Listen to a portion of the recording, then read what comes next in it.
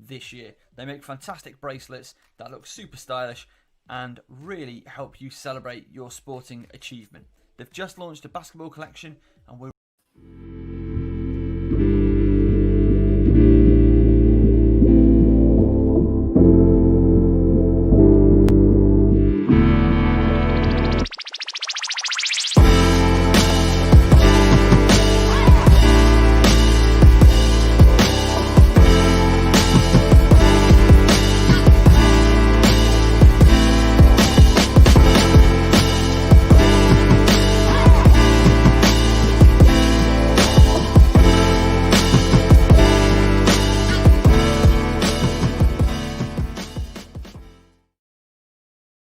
Hello and welcome to the Caz and Daz show. And I tell you what, I'm having a great start with these graphics. That's what we want. It's episode 4 of the Caz and Daz show. This week, we're going to talk, as always, about the FocusHoops WNBL Team of the Week. That is right. You heard me correctly.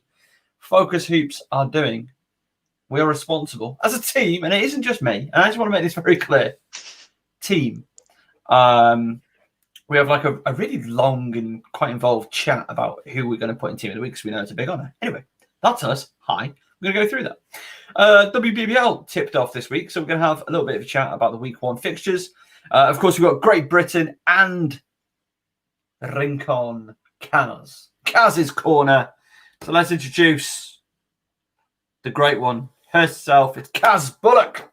Hello. The basketball royalty. How are you doing, Caz? I'm good. Excited for the GB games this weekend. We've had some great games last weekend. It's all good. It is all good. I'd just like to apologise for the slightly chaotic start to things. There's only one reason for it, Caz. Would you like to explain why this has been such a shamagerie of the wrong graphics? I think you know why. It's just a pre-show headbanging to Trivium, rediscovering some mid-2000s metal. It's thrown everyone off course. It will do that to you. A little bit of Trivium, it's gonna do that. So that's what Caz and I were doing pre-game. So yeah, there we are. I think we need more Trivium in basketball. I think we need some sort of crossover. I want more Sarkodie in basketball. Like when I do the Lions in 2 weeks' time, if I don't hear Sarkodie just blaring out the speakers, I'll be a little bit perturbed. Just on music corner, just for a second. Did you watch that Estonian song, the Lithuanian Eurovision entry I sent you? I didn't actually get a chance to do it as I was getting the laptop on. I will put it on straight away afterwards. Post game, you're in for a treat. I knew I was from the title. I knew it's going to be something exciting. It's something else. So, shall we? Let's start domestic. I'm looking over here because very excitingly, the Eurobasket window is open. We've got women's basketball action. Bosnia and Herzegovina are just demolishing Estonia right now. What's the score? 72-39. Third quarter, 2:26 left in the quarter. It's one-way traffic. It's ugly out there. But where it wasn't ugly was in British basketball this weekend. Let's dive into the WNBL Team of the Week. Team of the Week. We need a jingle for that. Right, there it is. So, Player of the Week, Harriet Wellin, triple-double. Let me say that again for the people in the back. Triple-double in FIBA basketball. I mean, that's super special. Rare. We don't see that in men's FIBA basketball, women's FIBA basketball, children's FIBA basketball. It's just not really a done thing. Like in the NBA, very common. Happens, maybe a couple of times, maybe a night, maybe it's certainly a couple of times a week.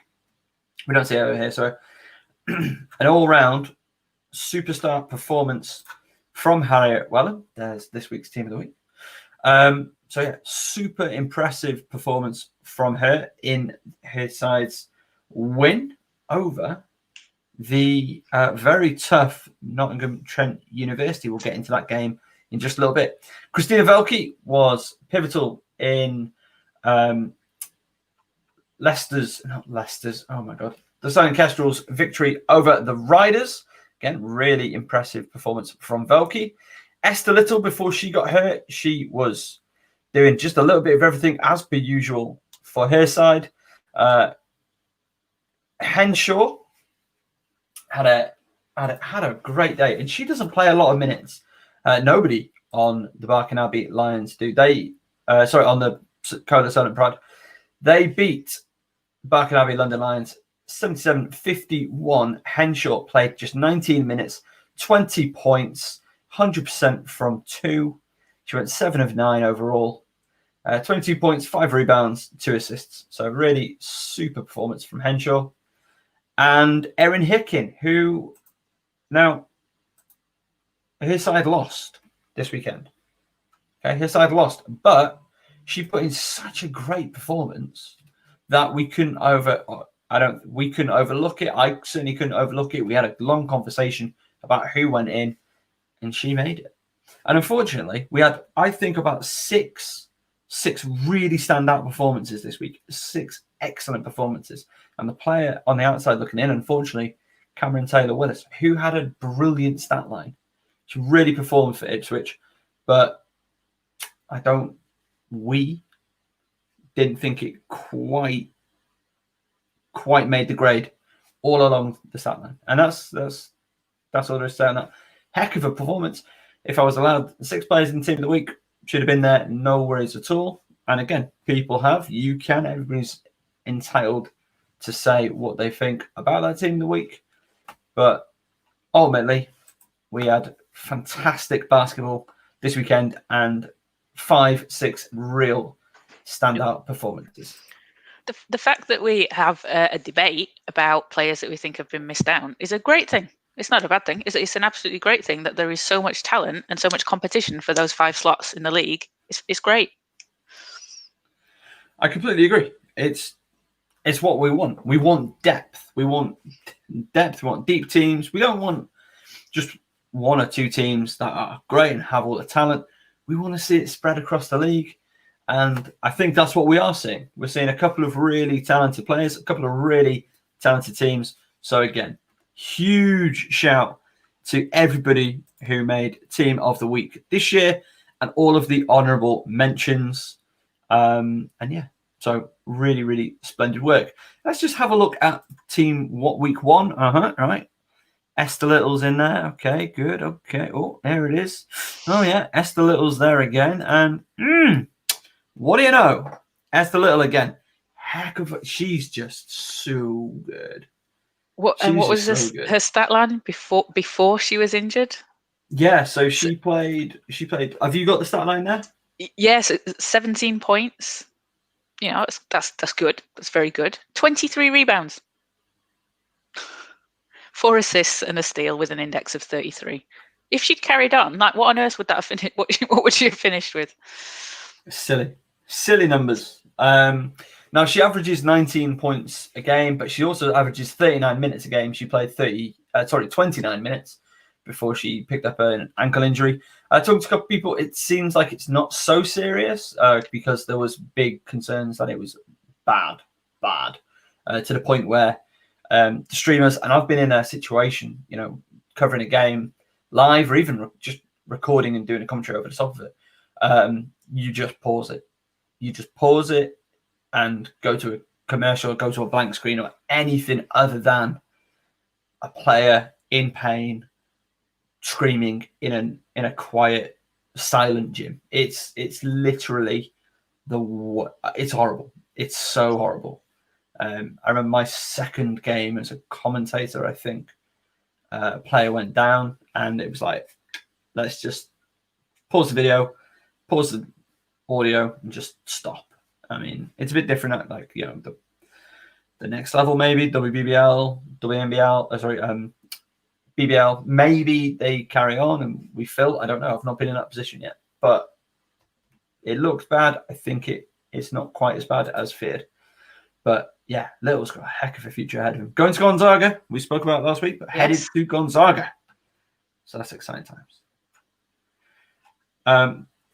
And of course, Harriet Wellin. player of the week. So let's just talk through. Have you got her stat line there, Caz?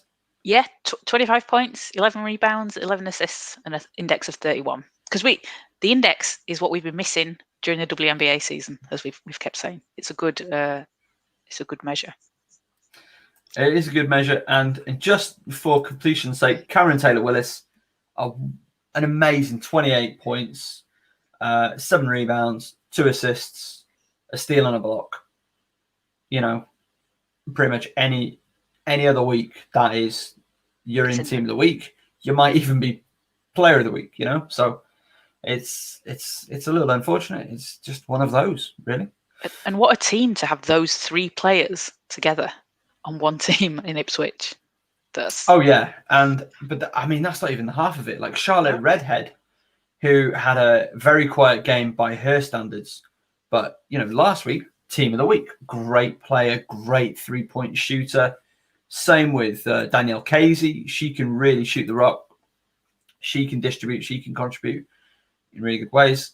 That side's just loaded. Becky Hardwood-Bella, she balled out 16 points. And Ella Pearson, 6 and 9 in 16 minutes. 6 and 9 in 16 minutes. That's just silly. It's just absolutely wild. They ended up with 59 rebounds. They out-rebounded Nottingham Trent by 12 boards. That's just... Are you kidding me? That's good. And also for Nottingham Trent, they had a couple of real nice performances. Bray Ashton, she had a really good game, 19 points, which is well above her season average for this year. But she's a great player, Ashton. She could really I mean, she has played WBBL before. She's won a WBBL Cup, so we'll see where she goes in the future. Evie Decker, 17, 6 and 1, so good performance from her. And Isabel Burberry, 13 and 12 again in only 20 minutes as well. So some really impressive performances in that Trent Ipswich game, and it looked like it might go either way at times. But I mean, Ipswich, they're a bit of a juggernaut right now, aren't they? They are. They're an absolute force. Yeah. And I think, maybe had Esther Little not got injured, the scoreline might have finished a little bit wider than it did. Yeah, very, very possibly. It was interesting, and it's been a bit of a controversial one because so the incident, which didn't really get captured very well on the live stream, they had a couple of issues, which is a shame because it's a really great live stream overall. Esther and Naomi, or Campbell and Little, they seem to just come together, from what I understand from Campbell and a few others, that they just came together really. And Little goes down with an ankle injury. The 5 minutes later, the refs gave Campbell an unsportsmanlike, which got her ejected from the game because she'd picked up a tack earlier for swearing at herself. Fair enough. But yeah, I don't like say they pushed her. No, I mean, no, I don't either. Yeah. It's just, I mean, it's kind of like, it's one of those, like, have you ever seen John Boy Media? Amazing YouTube channel. If you've not, after this video, don't stop right now because that guy doesn't need the views right now. I'm not gonna lie to you. I'm just saying. He's great. But he did a video where a pitcher in like the first inning nearly got an out, threw the ball down. He was really frustrated himself because he'd got himself into whatever. And he got kicked out by the umpire. And the coach strumps onto the pitch like, what have you just done? You've got to know that he's angry at himself, not you. And the umpire's just like, oh. Stupid. That was a really weird one. Sorry, big tangent. But that guy pitched 3 consecutive games. He started 3 consecutive games for that team for whatever reason. And he was like, oh, yeah, I feel like this is a record. It's not. It's not a record. It's been done before. He's like, I know people have done it before, but I think it's a record. He's like, yeah, that was Zach Greinke. So have the confidence of Zach Greinke in your life, kids, and you'll go far. Right, I was very excited about this game. We gave it a bit of a hype up last week, and it didn't quite go as intended. Pride 77, Barking Abbey London Lions 51. it was game over after the first quarter, unfortunately. 27-7, a first quarter score. Was it 21-2 at one point or something? I think it was, yeah.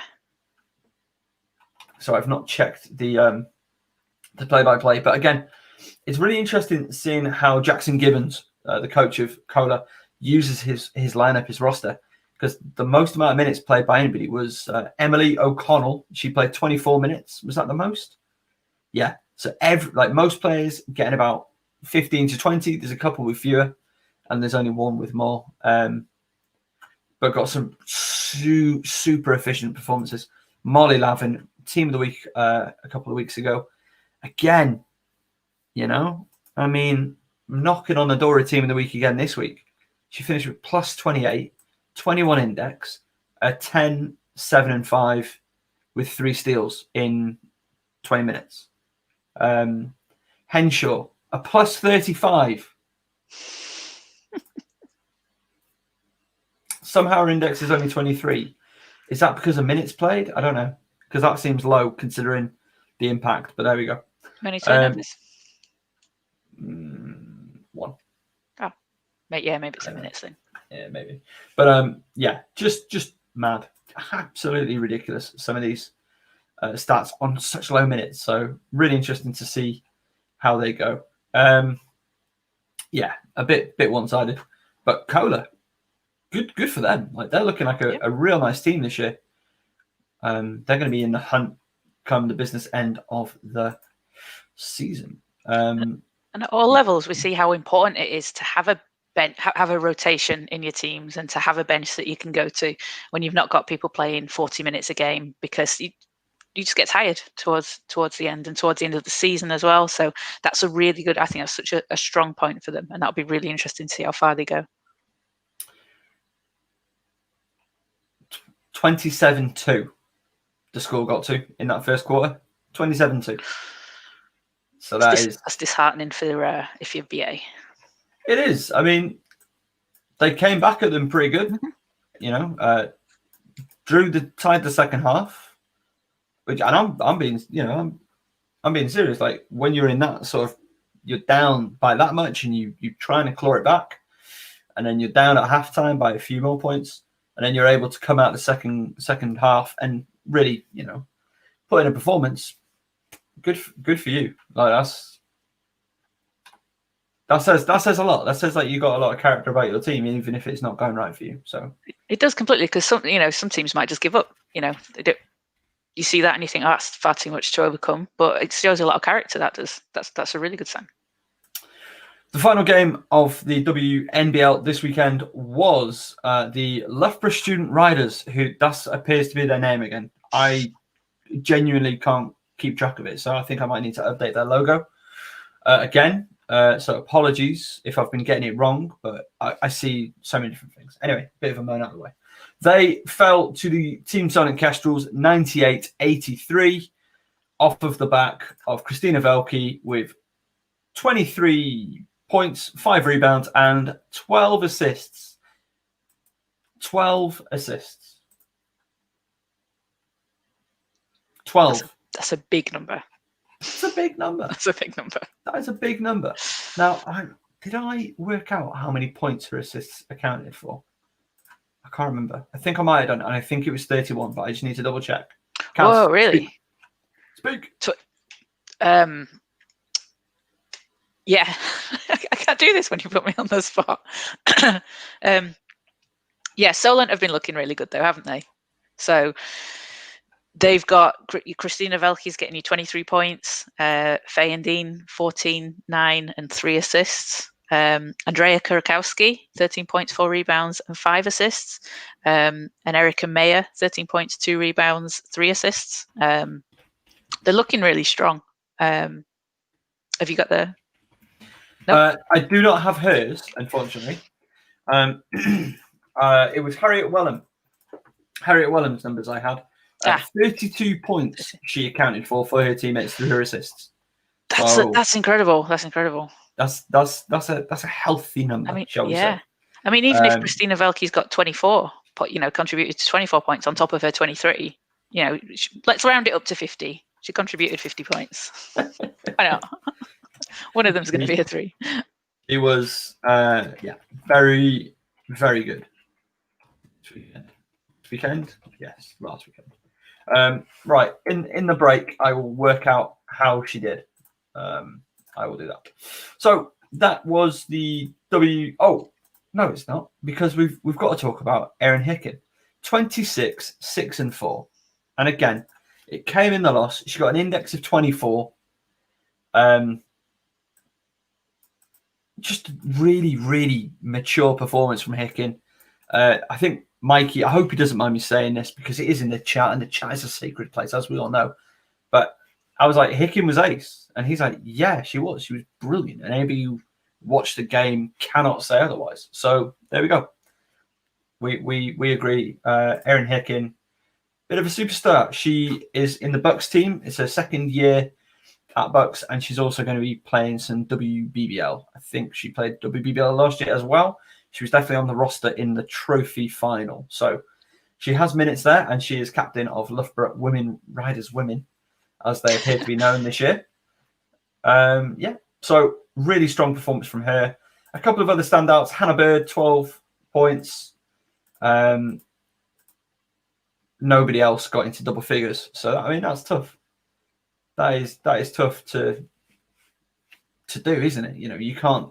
One player cannot win a basketball game. They can give it a good go. And I think Christina Velke accounted for quite a lot of basketball.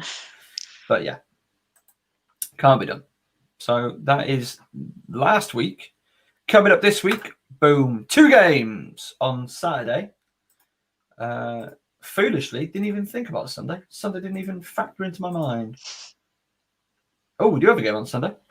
Okay, so Saturday's games, we've got Reading taking on the Loughborough Student Riders / Leicester Riders 2. And we've got the Worcester Wolves taking on Barking Abbey. Caz, very quickly, what are you thinking about this weekend's games? I'm excited for them. They're going to be good. I think the Loughborough, it automatically goes to Leicester, doesn't it? Let's just say Riders, eh? The Riders, yeah. I think the Riders game will be probably of the two, probably the game of Saturday to watch there. Who've we got on Sunday? On Sunday, we've got the Cola Southwark Pride hosting Ipswich Basketball. Apologies for no graphic. Again, it's been a strange one. It's Trivium's fault. Very much so. That will be a good one. So Ipswich and Cola. Ipswich and Cola. That will be interesting. I think that will be very interesting. I mean, upset interesting? No, not quite. No. I think Ipswich the depth is just too much. But it will. I think it'll be close. I think it'll be maybe a little bit closer than the Nottingham game. That's quite. Only a little bit. Only a little bit. That is all right, Kazzy Spice. Sorry. Hopefully you can see this on your screen. It is the standings in the WNBL. As you can see, Ipswich on top, 3-0 record. They have a plus 60 points difference already. Scored 270, conceded 210. Southwark Pride with a 2-1 record, plus 27. They've scored 199 points. Team Southern Kestrels 2-1. Nottingham Trent 1-1. ARU 1-0. Worcester Wolves 1-0. Cardiff Met and Thames Valley yet to play. And then the bottom 4 missing out on the playoffs as it stands. If the season was to end today, which let's not do that. Are Bristol 0-2. Tough start for Bristol. They played Ipswich and Solent in back-to-back weeks. Loughborough, Reading, who lost out to Solent, which is interesting. And the Barking Abbey, London Lions, Dose. Those are the games this week. There we go. Sorry, those are the standings. Do we have any details on the games that might be rearranged from the teams that have had to sort of pull out during this 4-week lockdown yet? Or is that still all up in the air that we know of? As in when they've been rearranged too? Yeah. No, that's all. As far as I understand it from the contact I have with clubs, that's all up in the air right now. And I mean, there's a lot. Yeah. There is a lot of games that need to be rearranged. We have time, I think. I think time's on our side, hopefully. So fingers crossed. I mean, the men, in the L Lynch Trophy, whatever it's called. They played on Thursday night. No, Wednesday night. Was the game last night? Yeah, that confused me. Yeah. Wednesday night is not basketball night. I mean, it could very well be. I mean, every night should be basketball night, but I just wasn't used to it. I wasn't expecting it. I called a game on a Wednesday night last year. Cheshire at the Copper Box. It was great. Okay. Lions won. Joe Akinwin hit a buzzer beater, but the game was already out of hand. But still, it was a nice buzzer beater 3. Back in the days of playing to the whistle. Shall we move to the WBBL? Yes. The WBBL. Oh, Caz comes alive for the WBBL. Go ahead. Tell us about the WBBL. Should we start with the first game then? Because we had two games. Your Manchester Mystics. Yes. Yeah. So this was Manchester Mystics, Leicester Riders. I think we hyped this up quite a bit. It didn't pan out exactly how we were expecting. So it finished, we'll start with the score. So it finished Leicester 65, Manchester 44, which in all honesty probably flatters Manchester a little bit with that scoreline. At the end of the first quarter, I think by half time it was 41-14 to Leicester. So it was a pretty dominant performance by Leicester, but in all fairness, it was for me when I was watching this, it was the first game back after 8-9 months of either team having played any game at all. Both teams have got new players that they have to fit in, and the first 5 minutes, I think the score was 3-2. We were looking at a football score. Both teams were shooting, and it just wasn't dropping. There was quite a bit of sloppy play, some turnovers out of bounds, things like that. But it's to me that's kind of what I expected to see. I mean, we've seen it in the first games, first weekends, first weeks, maybe even first couple of weeks. I mean, the Bristol Worcester game that we saw in NBL, the first week that started as well, was a little bit similar. Some of the BBL, we've even seen it in the WNBA. If you go back and watch the first week of the Wobble, the games in that compared to at the end, they're completely different thing. Because it's just such a basketball fitness, you cannot replicate that in any other setting than playing in a basketball game. And you think these women haven't played in that kind of setting for 8-9 months, and it's hard to get back into it, and especially when you've got people playing in different positions. So I'm not, I'm a Mystics fan who said this, but I'm not worried about any team that comes in on the first weekend and has a performance that's maybe not as they're wanting to. I mean, it was a struggle for the Mystics. They didn't have anyone scoring in double figures. Dom Allen had 6 points. Hannah Shaw had 8 points. She was their top scorer with 8 points.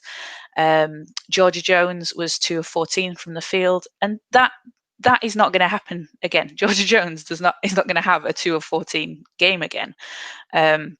They were just very unlucky with the shot percentage that they were getting, and the shots that they were getting good looks and they were getting open shots. They were just not dropping, and it's just the nature of it sometimes. And I'm sure they probably weren't thrilled by their performance, but by the fourth quarter, Manchester won. So Manchester won the second half. By the fourth quarter, they looked like they were just in rhythm. They looked like it was fine. Had they played another 3 quarters, we might have seen a different game. If they want to play a 6-7 quarter game for a change. But Leicester as well, they just clicked earlier than Manchester did, and there were some great performances from Leicester.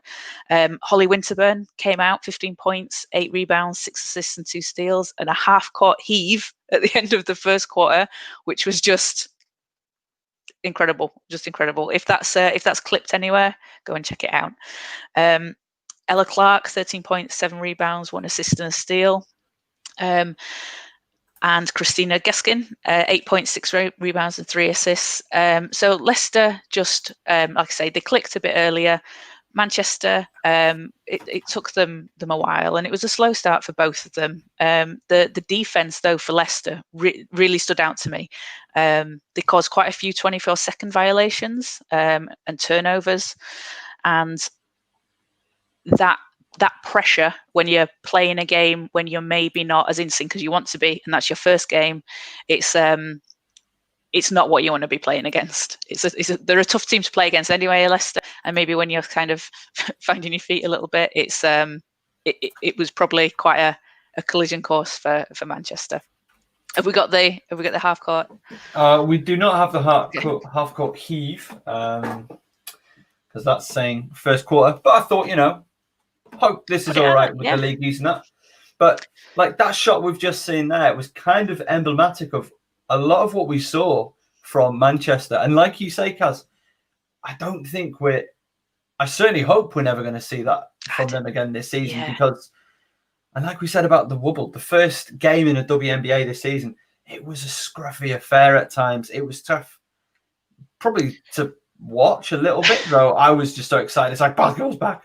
Yeah. It was probably certainly very tough to play in for those players not having played for ages, and these guys haven't played for even longer. And these players aren't, they're not 24/7 training and playing basketball. They have jobs, they have studying, they have other things to do as well. So to come in after that as well and just to play, pick it up perfectly and play, it's an unrealistic expectation if people are thinking, yes, the first game of the season is going to be the greatest thing that they've ever seen. It could be, but it's not too realistic. Like Manchester shot 28%.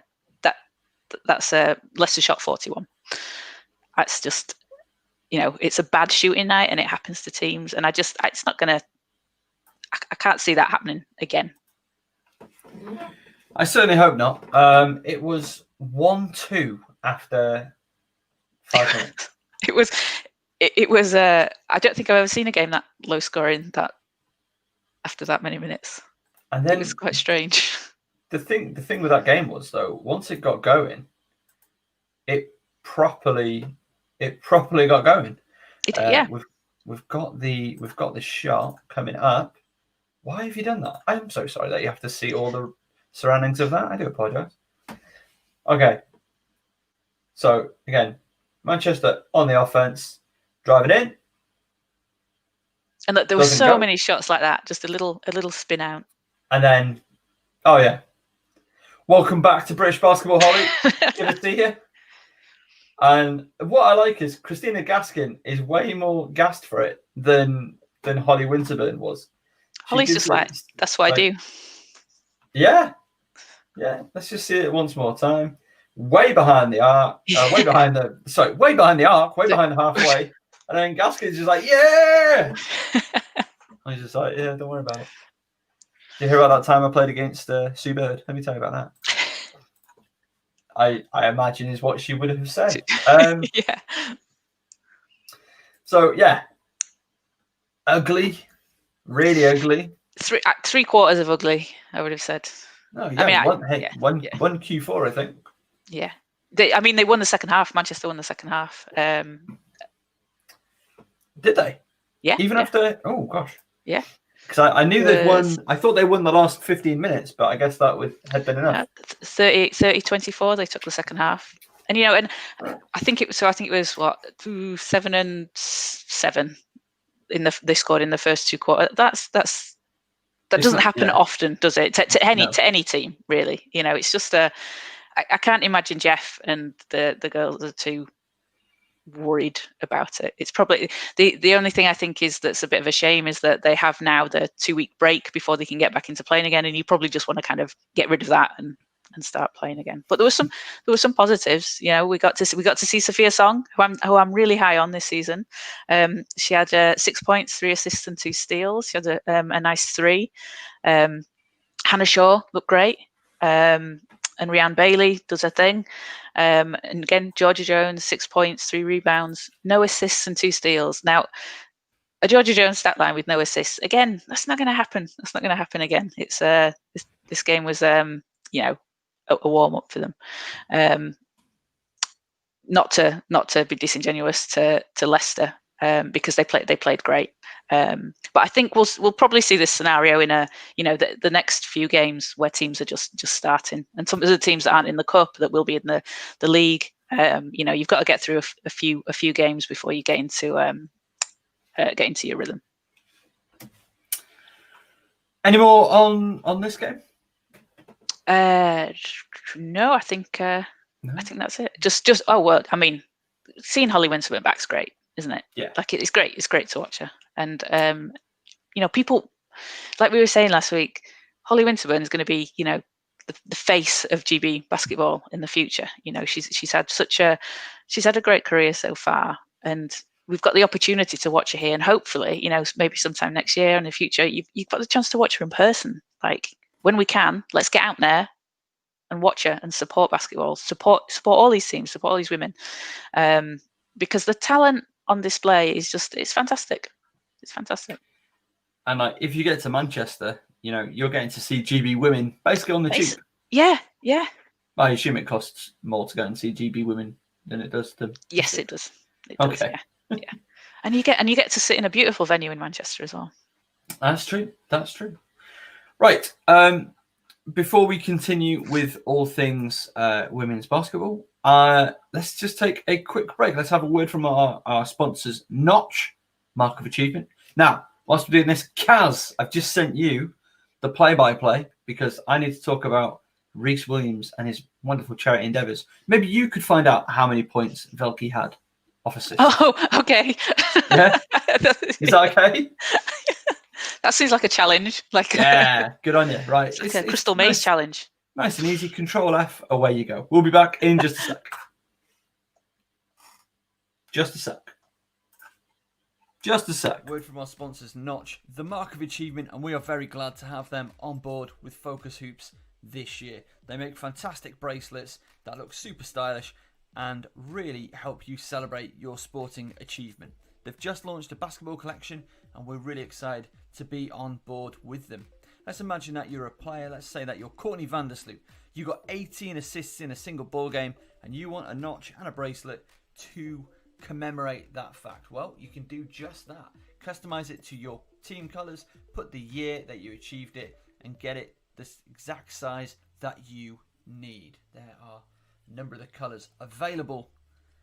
Or maybe you're a coach. Maybe you're the coach of a basketball team. Let's just say that you're the London Tyrannosaurus Rex.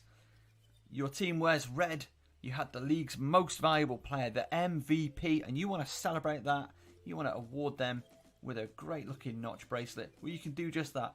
And you can get it saying MVP on the notch itself. That's the charm. You can get the colour you want. Gold is one that I'd go for if we're commemorating the best player in the league. We could even get the team logo, if it's the Tyrannosaurus Rex, let's say, on there. And present it in a beautiful presentation case. Huge thanks for Notch for coming on board FocusHoops. There we go.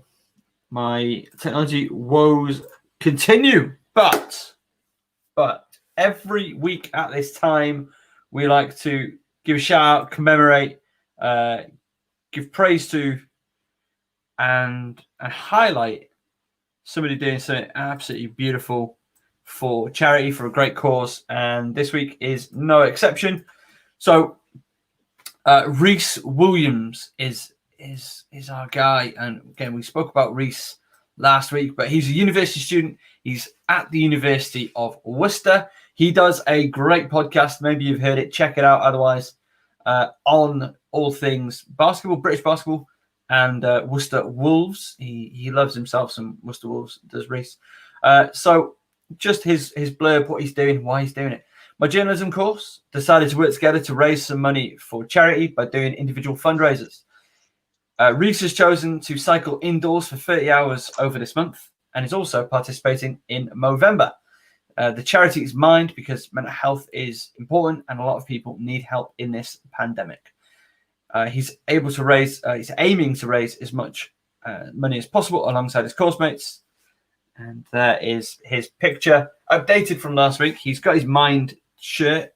And again, mental health is such an important thing. We've all got it. There's nothing to be ashamed of with mental health. Some days your mental health's great. Some days your mental health isn't as good. And that's fine. That's normal. That's being human. But sometimes people need a little bit more help and assistance, care and love with it. So that's what Mind are all about. They're trying to help people with their mental health. And Reece is doing an absolutely amazing thing, raising money for it. So if you've got spare minute, spare couple of quid, head over. There's a link in this description to this video. Go and check out, click on the link. Make sure that you share it. Even if you can't contribute yourself, that's okay. We're in a tough time right now. But if you can share it, maybe somebody else is able to.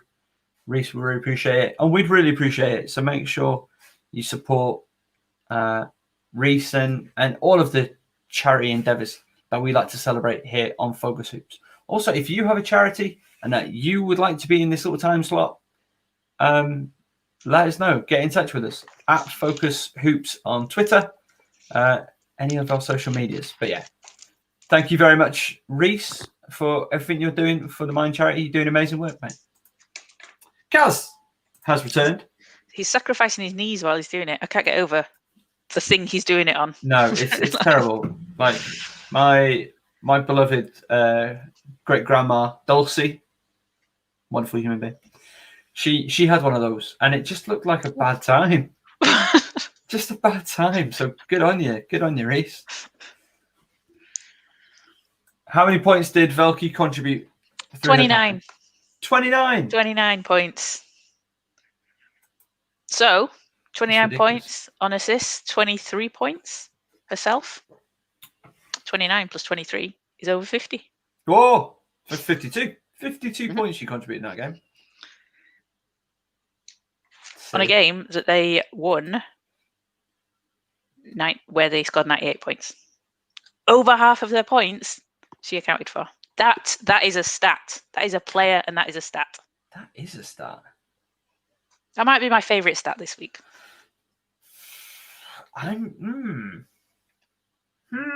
I'm not going there. I'm not going there. I'm not getting into that conversation. You can fill in the blanks if you want.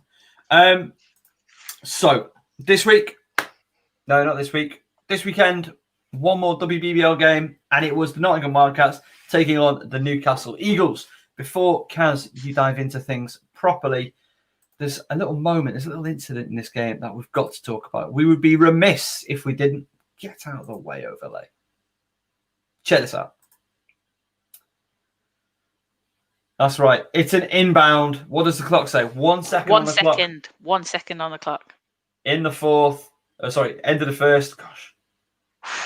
Just another buzzer beater. 2 games, 2 buzzer beaters to open the game. Beautiful finish. So Maria Fernandez. Just That's a great pass as well. That is a good pass. Let's look at the pass again. Wonder. Sometimes you edit too far, not far enough. All right, there we go.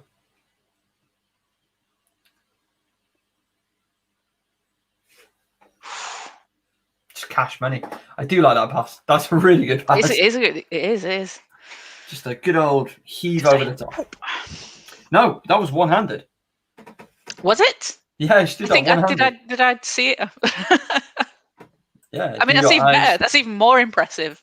Do your eyes deceive you? Yeah, I mean, I haven't got my glasses on, so I do. Yeah. Oh yeah. Yeah.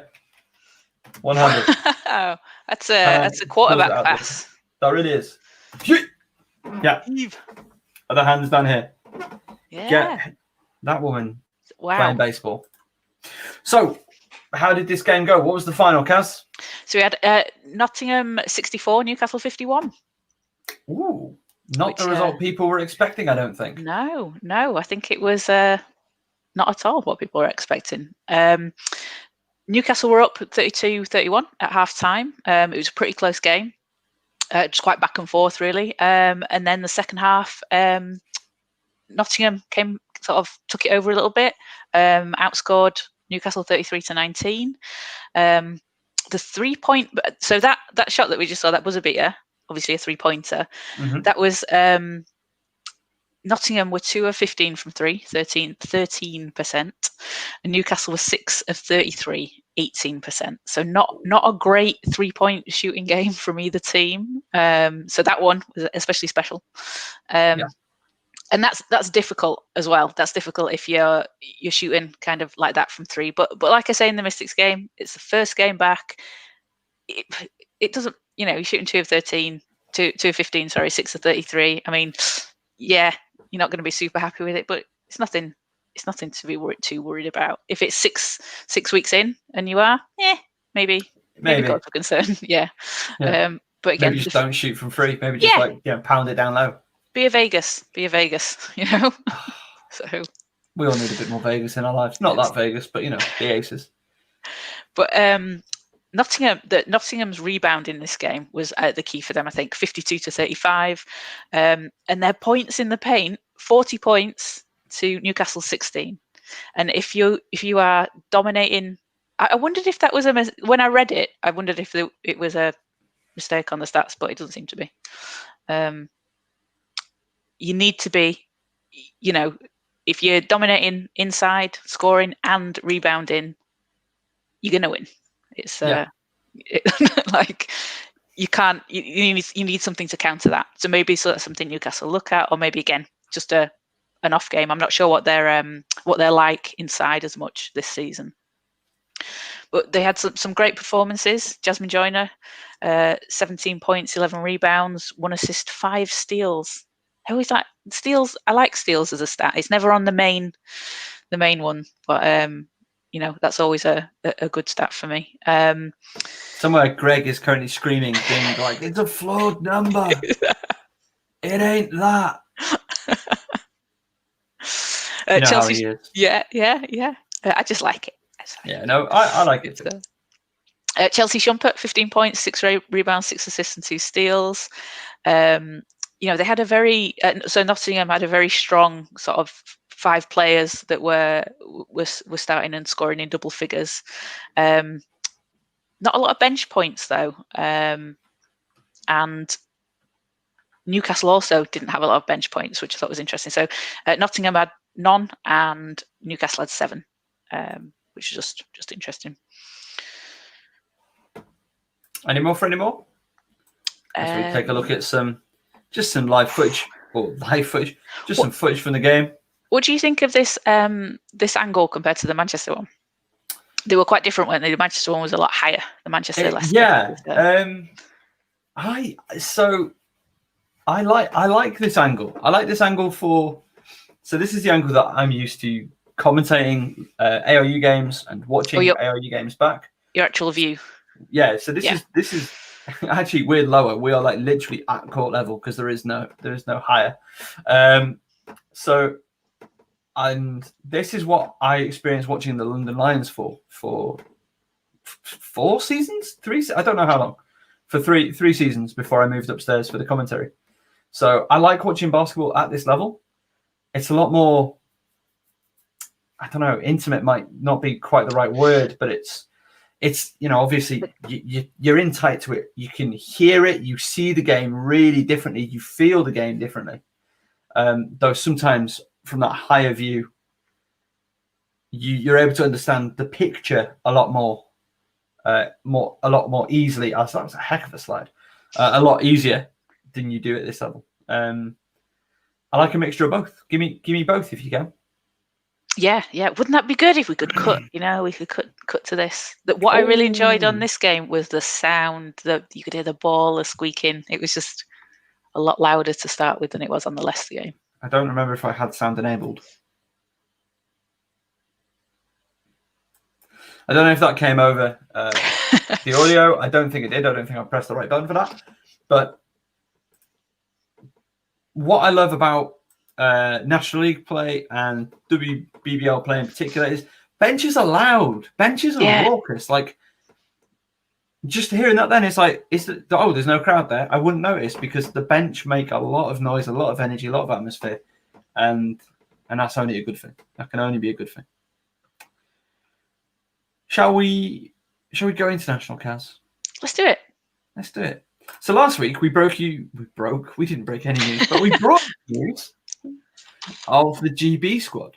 Unfortunately, this GB squad has had a couple of changes, but it's also good news for Hannah Robb. Not only was she a key integral part of the WBBL victory for her Leicester Riders, she receives her GB debut. So huge congratulations to Hannah Robb. Good luck to her over in Turkey. Hope she gets plenty of opportunity and really thrives for GB against Poland Saturday at 6 p.m. Georgia Jones and Chantal Charles have pulled out of the squad. They have not travelled, unfortunately for them and for GB, because they are two both quite important and useful players, certainly. Caz, talk to us. Yeah, it's a shame that we're not going to get to see Georgia and Chantal, but it's a great opportunity for Hannah. That's going to be really good. I would now perhaps be a little bit concerned about the ball handling that GB are going to have, because they've got a tough matchup in Poland. So Saturday, 6 p.m, FIBA YouTube channel, you can watch it. And just without Georgia and without the experience and just kind of that calmness that she brings to like the team, if you're down, if the team's getting on a run, she can just handle the ball so well.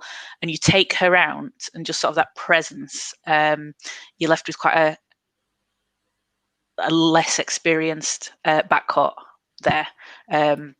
And I think Mikey was saying last week, the plan's probably to get the ball down low, because the forwards that they've got there in the centre, so they've got Sammy Roscoe, Temi Fagbenle, Christine Anigwe.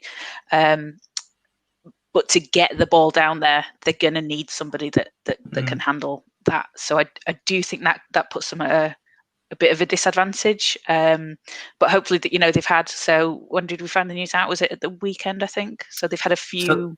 So that was announced Saturday night. Yeah, and they were travelling Sunday, weren't they? So they were travelling Sunday. Yeah. So obviously it's quite late, but they've got around a week to game plan if they need to change something up. So hopefully Chemmers and the coaching staff have got a plan in place to work in George's absence there, and it's an opportunity to for someone else to come in and be like, okay, I've got this. These players have got an opportunity, go for it. So yeah, absolutely. I mean, first off, it's Chemmer in the team. That they will have been planning this. They've probably been, I don't know, I'd imagine that they had in the back of their mind that it's like, do you know what, Georgia may not travel. As a possibility, yeah. As a possibility, just because of the reality of the situation. Yeah. So, it shocked me if they didn't have plans on plans set up. So, yeah, exciting times. Hannah Robb, GB International. However, and this is not a however about Hannah, so don't get at me, internet. I've had enough of you this week. Holly Winterburn. I mean, she went off. She went off. It's her first game back in British basketball. She goes off, hits a half-court shot. Okay, does that actually mean anything? No. Obviously not in this great picture, but still, it just looks, and it just looks a bit weird. It does look a little bit weird that you've got this player who, once again, has shown how talented they are against WBBL opposition, against a number of GB internationals, and she hasn't been called up. And I'm sure GB have their reasons, and that's fine. You can, but I don't know. It does look a little bit strange. And again, I think we're getting to a stage where it will be, when is it going to happen? Yeah. And why hasn't it happened already? And that's, I don't know who's over there. I don't know if medias are going to ask that question, but it's an interesting conversation, one way or the other. I just wonder. You just wonder, don't you? You do, and especially when two players have not gone, and you've replaced those two players with one player. Yeah, it would seem like quite an opportune time to take her. Even like we said, even if she's not going to play, even if it's to sit on the bench, get that experience, and soak in that culture, work with the team and things. Yeah. Or not even sit on the bench, but just be a practice player. Yeah. Like, they had Azania Stewart as a practice player, plus social media, plus everything. Like, it was awesome. But you've got a real talented GB player eligible right there. Just take her for the experience of being like this is what it's like to be at the senior camp, because she hasn't made her senior debut yet. She's played under 20s, but hasn't played higher than that. So now it's like, hey, this is how we operate here. Blah blah blah blah blah. I don't understand it, though I do respect it. I completely respect the decision. It's just seems a bit strange. Any more with the GB chat in that regard? No.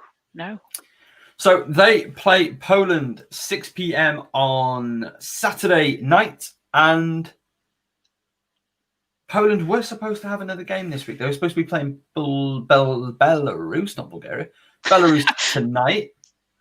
But that game, Belarus pulled out. Oh my days, what is going on? Belarus pulled out of the game. Bulgaria had nothing to do with the decision, as far as I'm aware. So Belarus pulled out of this window. So I assume that they're going to play during the next window. It's not quite clear. Does that put GB in its advantage? Does that change the state of play for GB? Obviously, I don't think they can approach it any different. You have to approach it the same regardless. But does that change things for GB at all? So a little bit, I think, because we were talking last week, weren't we, about how it was Poland that were going to have 2 games that weekend, and we're saying maybe does that put them at either a bit of an advantage or disadvantage?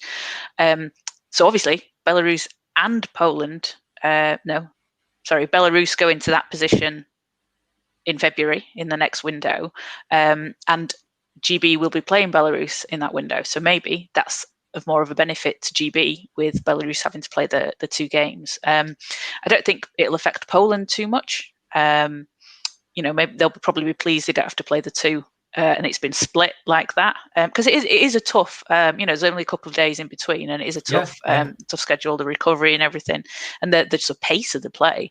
So I think it probably is more detrimental to Belarus, and GB and Poland are probably quite pleased they've got a 1-game weekend. Yeah, it's going to be interesting to see. It's going to be interesting to see how it benefits Poland. I think it does benefit Poland. Mm-hmm. Not necessarily over GB, but just in general. What, by the way, people in the comments, people watching this live on demand, what do you think? What do you think about anything we've said in today's show? Who's going to win, GB or Poland? What do you think the score prediction is going to be? Let us know. Get it in the comments. We'll get your comment up. Discuss it live on air. I think it does benefit them because it gives them a week straight just to prepare for GB. Though I don't know when the Belarus decision actually came through, but it does give them just a week together to work as one unit. And again, we saw what happened to GB last time they came up against sides that had that prep time. It didn't go quite as we would have liked it, but there we are. Never mind.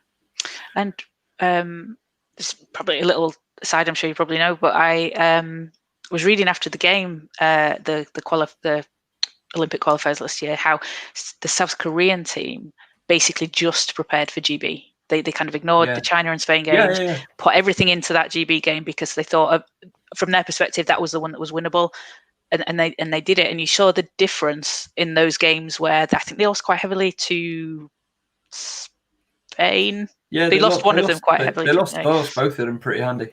And you can see that the difference in the play when you can just fully focus on one team, look at their strengths, look at their weaknesses, and you're prepared for that.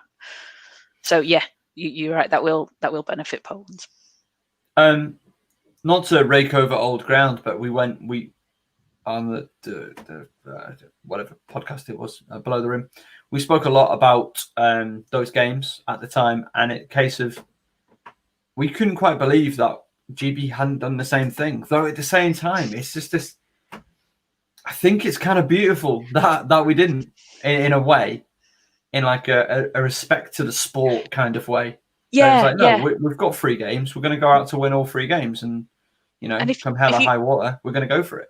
If you look at the scores as well, despite what people may have thought going in, they were close.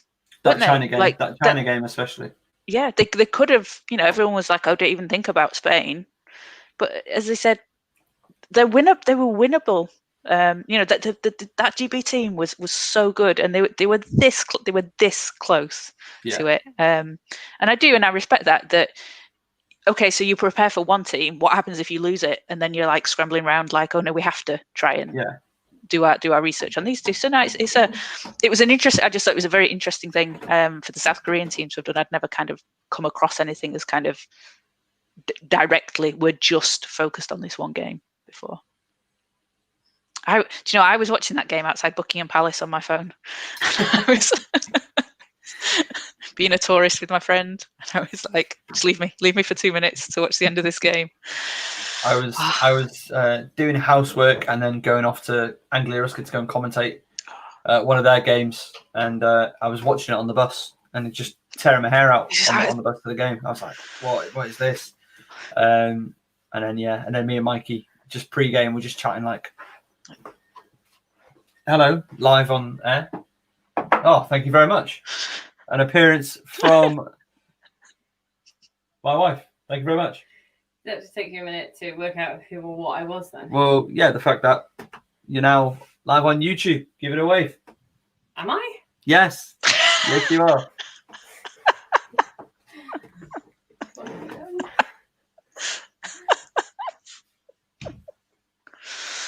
I'm going to sit here and eat some chocolate. I don't know about you.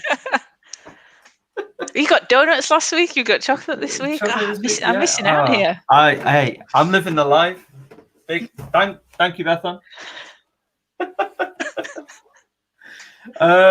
Right. So let's talk about the future. Let's talk about our plans for Saturday. Caz, where are you watching the game, buddy? Where am I watching it? Yeah. In my flat. Yeah. Because we can't go out. Where else is there to watch anything? I don't know. I mean, I've got a great flat, so it's fine. Hey, good on you. Are you watching it alone, or have you got a watch party? What's your plan? Do you know what? I think I might have a bit of a watch party. Oh, what are you doing? What are you going to watch? I'm going to watch the game, bud. I'm going to watch it. Let's in this room. As you can tell, we're a little bit. Hey, I've not even touched the M&M chocolate just yet. So yeah, 6 p.m. Sunday. I'm sorry, God. 6 p.m. Saturday evening. Join us. Caz Daz show live. It was brilliant. The last live show we did. It was the second WNBA Finals Game 2. It was awesome.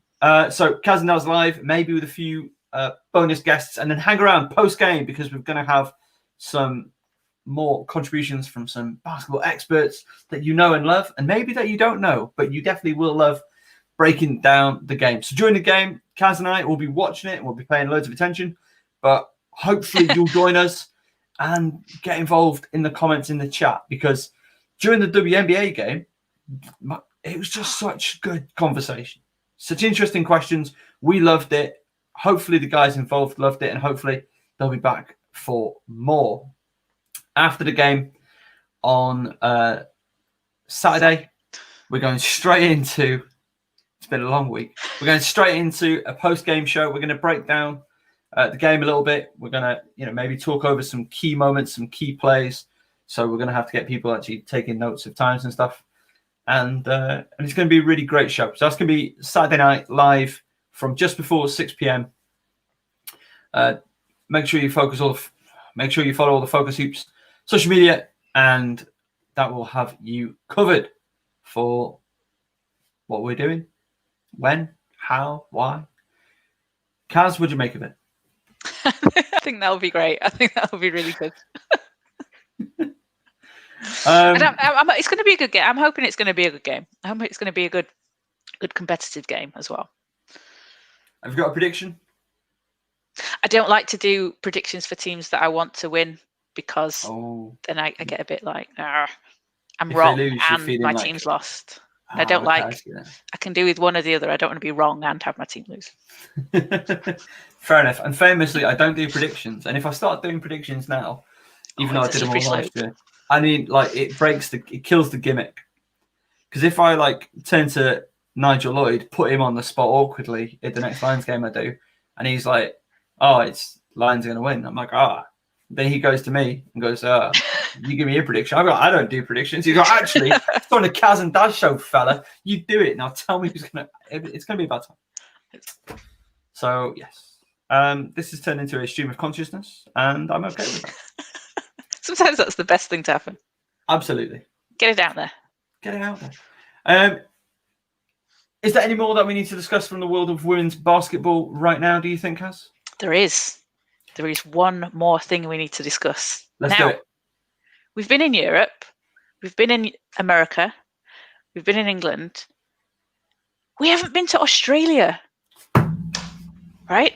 Right. This is, and we haven't mentioned this, and I'll take the blame for this in Caz's corner. You know, I've been all around Europe. I've been living it up in Turkey. I've neglected Australia, but I haven't neglected it because the season only started 2 days ago. So we have the WNBL, which is the Women's National Basketball League in Australia, not to be confused with the WNBL in England, because they're different. And when you're looking for one and not the other on the internet, it's very confusing. If you aren't paying in the shops. It is. And you're like, Liz Cambage plays in England. This is amazing. So the season kicked off 2 days ago. They're having a condensed season again because of the coronavirus situation. The league normally kicks off in October, so they've started mid-November, and it's a 6-week season. And they're having a hub. They've not got a bubble; they've got a hub. Okay. So they're playing. How does that differ? Because it's a hub. Sorry. Go ahead. It's they can go out. They can go out of the hub. So there's three. They're playing in a centralized location in 3 different venues, 3 different townships. Is that the right term? In North Queensland in Australia. So they've got 3 sort of areas that they're playing in within the area. They're not going out of it. So teams aren't always playing. I think there's only one team, the Townsville Fire, that are playing in their home venue. The other teams are, they're just all kind of living in that area. Fans are allowed in the stadiums, but just in a limited number, which is so, watching it makes me so jealous. But they've obviously got like things under control over there, and it's really good to see some crowds there. So there's some really exciting teams to watch and some players over there as well. So Liz Cambage is playing for the Southside Flyers. How long has it been since we've seen Liz Cambage play a basketball game? Feels like forever. I was going to say literally forever. It's forever. Like, so she comes out last night and she had 20 minutes, 19 points, 5 rebounds, 2 assists, and 2 blocks. Boom, Liz Cambage. There we go. And look at that uniform, by the way. Sorry to interrupt. It's nice, that, isn't it? Kit. It's nice. They dominated 102-60. That's one-way traffic. It was, yeah. That's one-way traffic. I mean, again, Liz Cambage, she will just do that to you. She will. And a Liz Cambage run team will unfortunately do that to you. She had 7 points in the first 4 minutes. Have you clocked who one of her teammates is? Sarah Bilkus. I was going to go with Leilani Mitchell myself. Oh, is she out there? Yeah. Oh, nice. Started alongside her for the Southside Flyers. What did she finish with? I have not seen the box score. Cool. This is your moment. Your time to shine. Do you want a fun fact about not this team, another team?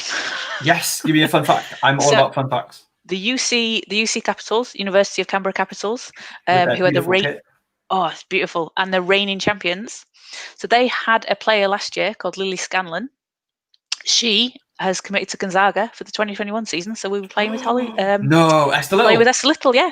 Yo. So I'm not sure if I'm not sure if she's playing with them this year. But yeah, I just thought it was kind of a cool connection when I was looking through some names. That's a cool connection. So yeah.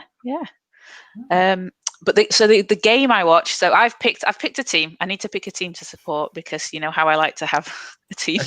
A team. Several. Caz, I was going to thank you. I'm glad you said that because it's not one, is it? It's like 20. It's like the entire WNBA. He's like, I'll tell you what. I mean, like, Indiana. You know, they're actually, if we just think about it.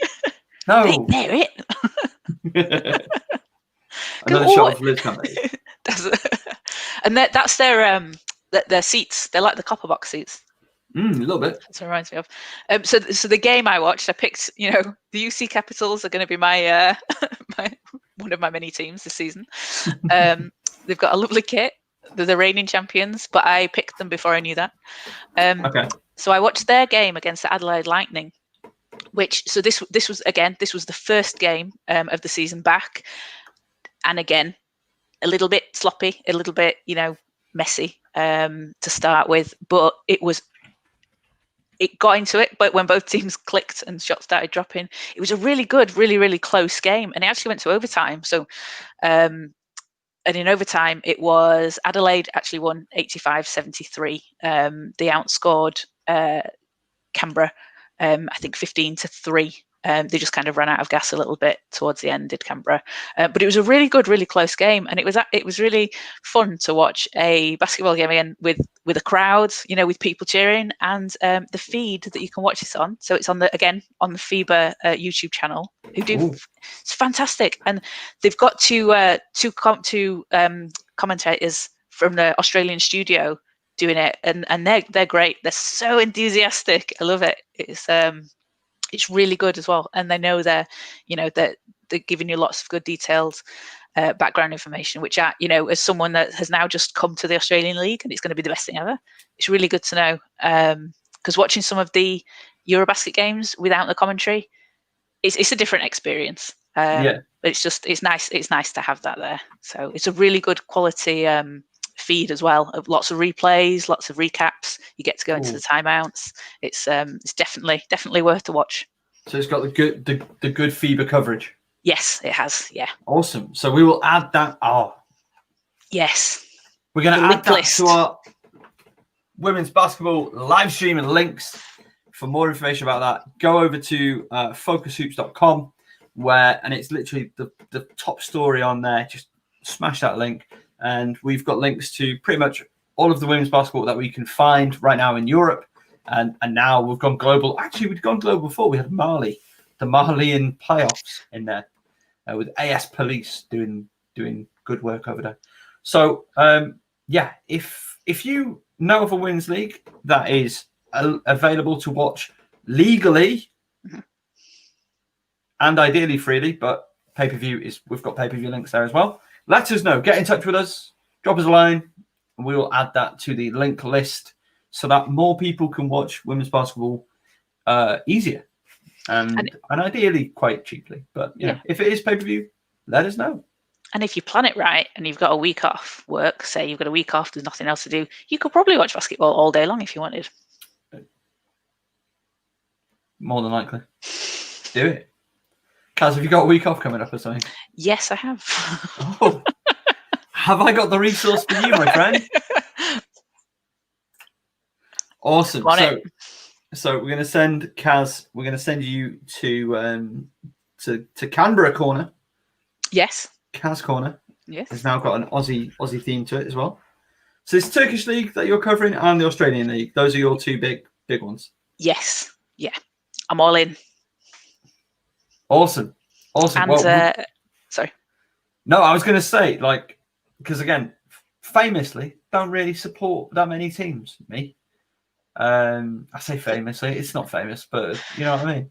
It works though, because I just take all the teams. You take all the teams, and I take basically no. I've got the Celtics. I've got Racing Club de Avellaneda, and that's pretty much it. And a soft spot for the Dallas Wings. Don't say too loud.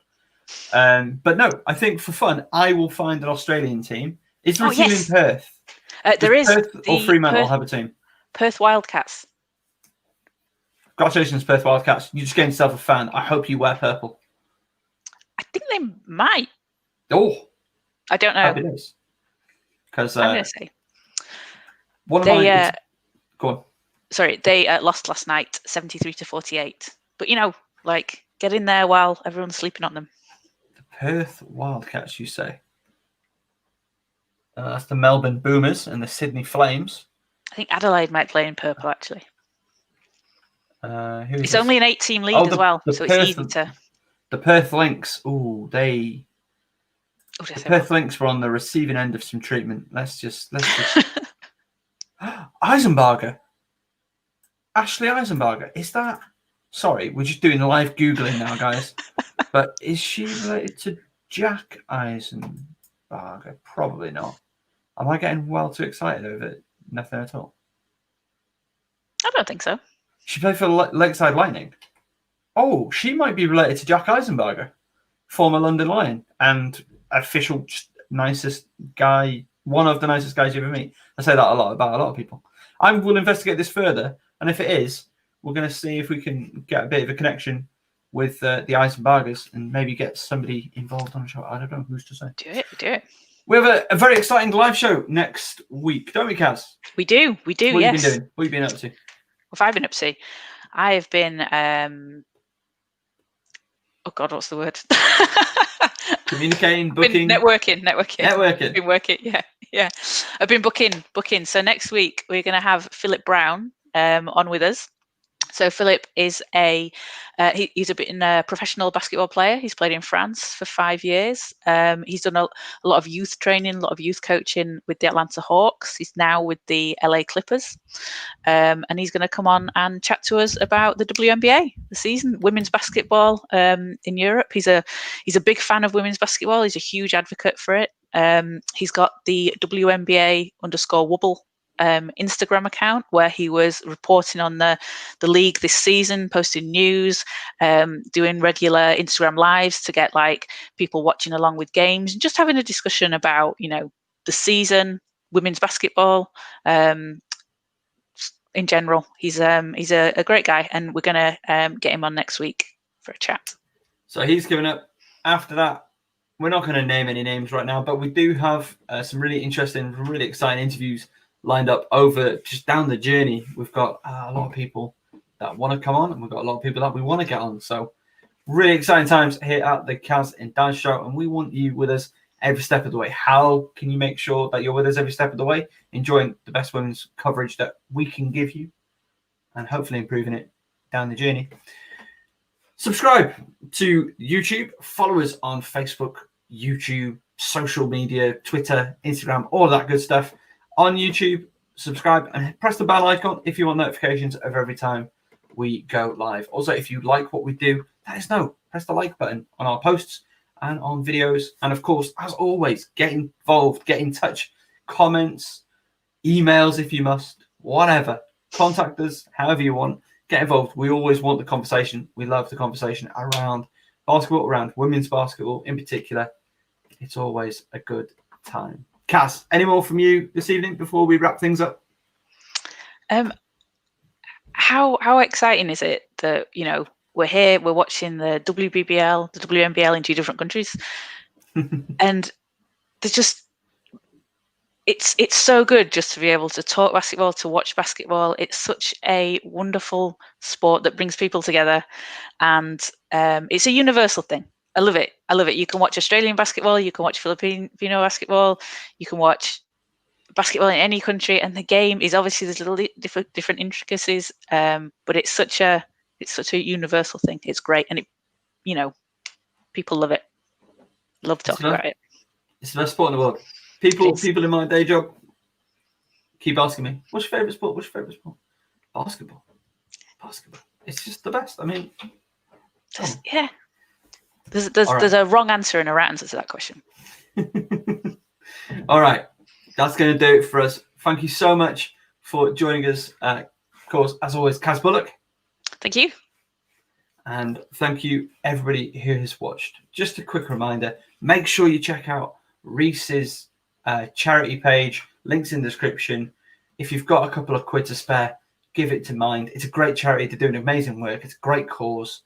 And even if you can't, please do share his post on the social media. Share the link on the social media. He's doing amazing stuff. So huge thank you to you, Reese. Huge thank you to everybody getting involved for that.